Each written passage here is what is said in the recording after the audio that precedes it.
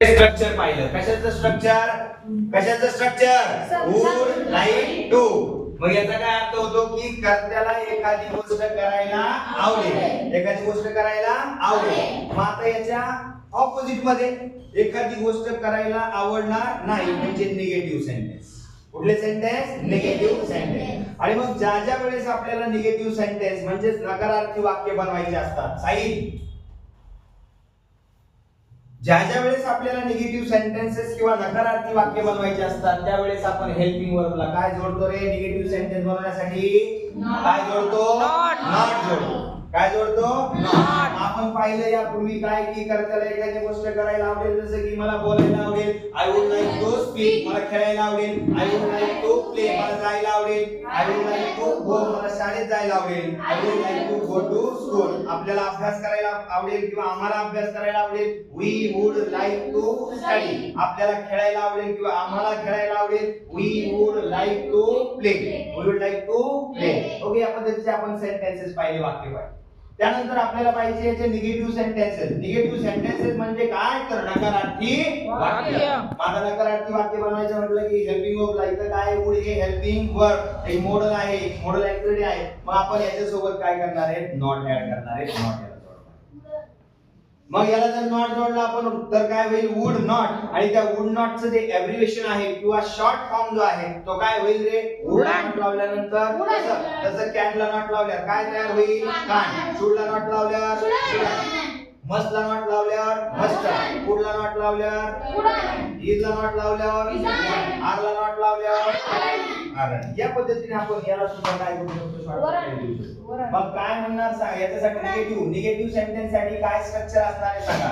Negative sentence साठी सांगा बरोबर. हा subject plus wooden. Subject plus wooden. Wooden काय? लाईक. नेक्स्ट काय? Two plus never plus object. So here we got structure. कशासाठी आपल्याला रचना मिळाली? We got structure for negative sentences of would like. I got this thing. आले लक्षामध्ये?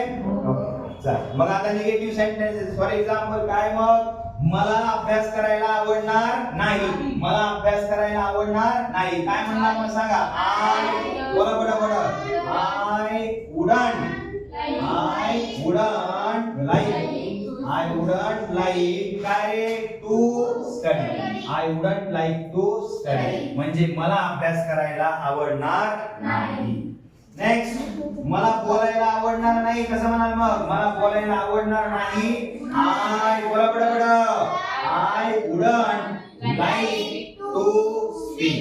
I wouldn't like to speak. मग मला जायला आवडणार नाही. मला जायला आवडणार नाही. काय म्हणणार मग? I wouldn't like to go. मला क्लासला जायला आवडणार नाही. I wouldn't like to go to class. मला अभ्यास करायला आवडणार नाही. I wouldn't like to study. तिला हॉस्पिटलला जायला आवडणार नाही.